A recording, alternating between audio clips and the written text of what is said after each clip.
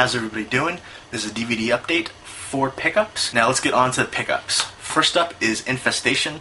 I just randomly saw a trailer for this on another DVD and I was like, this looks awesome. It looks right up my alley. Looks all kinds of fun. So I decided to pick it up and check it out, and I'm so glad I did. This was a blind buy and totally worth it. Just a lot of fun. It's basically a sci-fi horror comedy. I did a review on this, so if you want to check out the review, watch that review right here. Click on this annotation and let me know what you think of the review. And if you've seen the movie, definitely leave me a comment down below and let me know what you think of it. I think this was a lot of fun, and if you enjoy low-budget sci-fi horror comedy movies, definitely check it out. Highly recommend it. I loved it. But my only beef with it is that the ending could have been better. Kind of left you hanging. I know the director wanted to set up a sequel, but you need more publicity. You can't count your eggs before they hatch, you know? You should have done more publicity for it, and you definitely could have had a sequel going on. I would still watch a sequel. Next up is The Dark, starring Maria Bello and Sean Bean. I actually got this by mistake. I had ordered Tobe Hooper's 1978 or 1979 sci-fi horror movie, and the merchant seller that I purchased it from sent me this one instead. They actually refunded me the order and said to keep it, so there you go. I watched it, and it had a lot of promise. It kind of seemed like it didn't know where it wanted to go.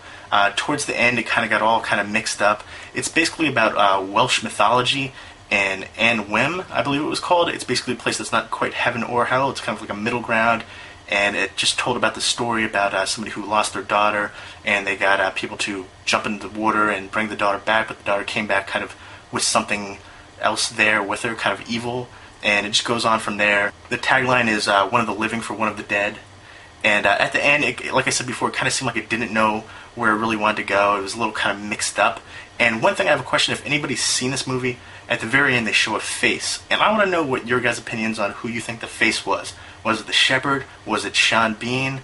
Who do you think it was? Let me know, please, because I had discussion with this and had differing opinions on it. But overall, I didn't really enjoy this movie. It kind of felt like The Ring. So many scenes of this movie made me think of The Ring, and The Ring I thought was way better. So I give this movie probably about a 4.5 out of 10. It was about average, but the ending kind of irritated me a little bit. And Infestation I gave an 8.5 out of 10. It would have been a 9, but the ending part kind of bothered me again as well. Kind of left it hanging for the sequel, and I think it shouldn't have ended that way personally. And next up is 2008's Amusement. A YouTuber recommended this to me, and I tried to figure out who it was. I was going through my videos to see who left me a comment about it, and I couldn't remember who it was. I couldn't find it. I went through a whole bunch of videos, couldn't find the comment. So whoever you are, please let me know down below. I really do apologize for not being able to find the comment. And thank you for this recommendation. I actually did enjoy it. I actually saw this movie a lot in my local Blockbuster, and I always passed it by because the cover is a creepy clown. I'm usually disappointed in creepy clown movies. They don't really freak me out. Like the movie It, I saw it when I was older, so it didn't maybe have that same effect if I would have watched it as a kid. Because when I watched it when I was older, I was just like, this is lame. All this hype for this movie? I don't know. I didn't really care for the movie It. I know a lot of people were freaked out by it, but maybe, like I said, if I saw it as a kid, maybe I would have had a different opinion on it. But Amusement is basically about a killer nicknamed The Laugh because of his crazy, creepy laugh. And you find out that he's killing off all these girls from his past, from his youth. They show a flashback in the middle of the movie, and from that point on, you can instantly tell who the killer is and what the movie's about. And basically it goes on these little storylines from each person, and basically it goes how he tricks them and kills them essentially, or traps them. And there was some creepy scenes, like the clown scene was totally creepy. I will fully admit, like I said, clowns don't usually creep me out, but that one scene really did creep me out. The guy was dressed up in this costume right here, and if you watch the movie, you'll know what I'm talking about.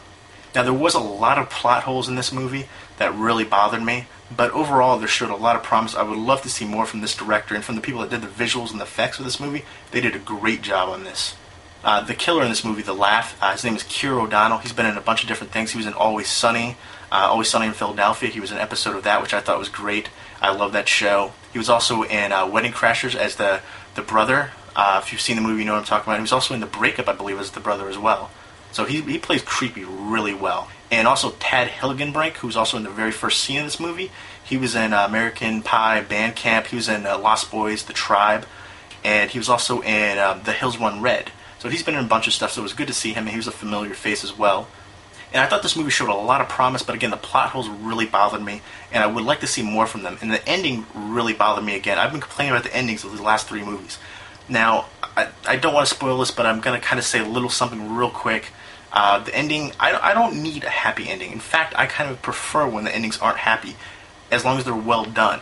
And you think the ending is going to be a certain way when something happens, and I'm like, cool, that's an awesome ending. This movie just got better for me. But then something else happens right at the end, and I'm like, oh, come on. That is so lame, in my opinion. I was so disappointed in that ending, the way it ended. It was so improbable. Everything about that.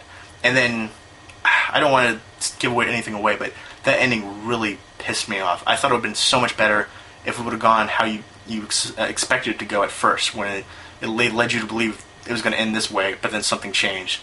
And I would have preferred if it didn't happen that way. But if you've seen this movie, definitely let me know what you think of it. I enjoyed it a lot more than I was expecting to. I was expecting this was going to be a crap movie, and I thought I wasn't going to like it. I got this for a penny on Amazon, and then $2.98 shipping. Well worth it. If you can get this for a good price, definitely pick it up. I would give it probably about a 7 out of 10. It showed a lot of promise. I wish there wasn't so many plot holes, but in the ending, I wish the ending would have been different. But overall, very decent addition to my horror collection. This is definitely one of those movies that you just put on, don't think about it, just enjoy the ride kind of movie. And speaking of rides, the next movie I picked up was Dark Ride. And it's one of the 8 Films to Die For movies.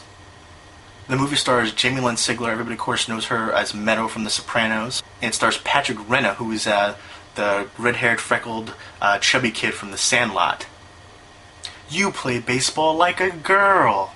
Come on, you gotta love The Sandlot. Everybody loves The Sandlot. If you haven't seen The Sandlot, definitely check that out. It's a fun coming-of-age movie about baseball, and just such a fun movie. And it also stars Alex Solowitz, who you might remember from MTV's Together. It was kind of like a parody on boy bands, and I thought it was a fun show back in the day, and he did a pretty decent job in this as well. At least I thought so. Now, right from the intro of this movie, I knew exactly where it was. I didn't know this in the first place. It was at Asbury Park in New Jersey. There's a picture of a sign, and I was like, it's a very recognizable sign. If you're from New Jersey, you should recognize it.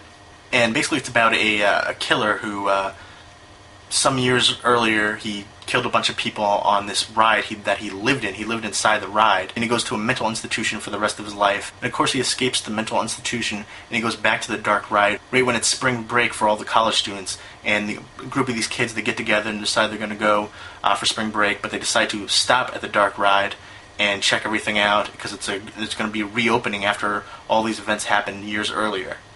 And right when this is going on, I'm always thinking about movies. I'm always trying to figure them out while still enjoying them as well. And I knew right away the twist of who the one character turned out to be. And again, this is another issue I had with the ending. The ending just seems so improbable to me. I'm like, I don't know. I don't want to really give it away, but I was really disappointed in this movie. This was, I love movies where it starts out with a group of kids going on a road trip kind of thing. I love this kind of slasher-esque kind of movies. And this just didn't do it for me. The acting was hit or miss with a lot of them. And there's some familiar faces, which was good to see. I thought the actor who played Steve did a really poor job. I think most of the other lead actors did pretty well.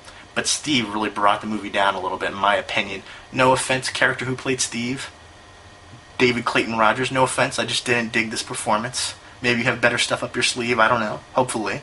But this movie just, I don't know, the acting wasn't really up to par. Like I said, it was hit or miss. And it just didn't fully take off. And again, the ending was so improbable and just crappy. I don't know if they're planning to do a sequel again. It's one of those things where if you're planning to do a sequel, that's fine, but don't leave it where it's just so obvious, Don't count your eggs before they hatch. Come on. I could not recommend this one. I would give this a 4 out of 10. Really disappointed in this one. And a lot of the 8 Films to Die For are just way overhyped. They're so graphic. No, they're not. Not all of them are very good, in fact. And this is one of those cases. There's also a scene, again, another surprising nudity. Well, I guess it's not really surprising. I guess it was kind of be expected, but there's nothing else. There's no other nudity in the whole movie. Andrea Bogart, who played Jen, who's a hitchhiker who they pick up. There's a scene where she gets nude for a brief second. And I wasn't kind of expecting it only for the fact that there's no other nudity. A lot of old school slashers and horror films, they have a whole bunch of nudity thrown throughout. But there's just like one quick scene. It almost seems unnecessary, but whatever. It was a quick scene. And I will say the scene after that where she gets nude and there's a scene where she's basically performing fellatio. I'm going to try to be PC on that. And you see the killer comes up behind her and cuts her head off, kind of thing. That scene was kind of entertaining, just because it was humorous. It was tongue-in-cheek, if you will. No pun intended there. But overall, again, I did enjoy this. 4 to 10 for me. If you've seen this movie or any of these movies, please let me know what you think of them. These are my pickups. Dark Ride. Amusement. This was much better than I was expecting. I definitely want to see more from everybody involved in this one. This was a very fun movie, actually. There's a lot of plot holes, but you gotta look past the plot holes to fully enjoy it. 7 out of 10 for me out of that. The Dark, very disappointing again for me. Basically, it's Maria Bello just screaming a lot throughout the movie. But I did like the fact of the Welsh mythology. I thought that was a neat aspect, but they could have done more with it. There's so much promise there, but they just didn't live up to it. So I give this one a 4.5 out of 10 on that one. Slightly below average. And Infestation, this was the gem of the group. I'm so glad I picked this up and did a blind buy for it. Totally worth it. Love this movie. If you're into low-budget sci-fi horror comedy movies, definitely check this out. To me, this was like Shaun of the Dead meets Them, the 1954 sci-fi giant bug movie. Definitely check this one out if you're into that. 8.5 out of 10. It would have been a 9, except for, again, the ending. Again, I've complained about like the endings for all these movies, but I think for good reason, in my opinion. If you've seen these movies, I think you would agree with me. So I hope you guys enjoyed my DVD update. If you've seen any of the movies, definitely let me know what you think of them. And check out Infestation. And also, I would say check out Amusement as well. It's not perfect, but it's still enjoyable. But definitely check out Infestation. This is enjoyable. This is a lot of fun. And hope everybody's doing well. Take care.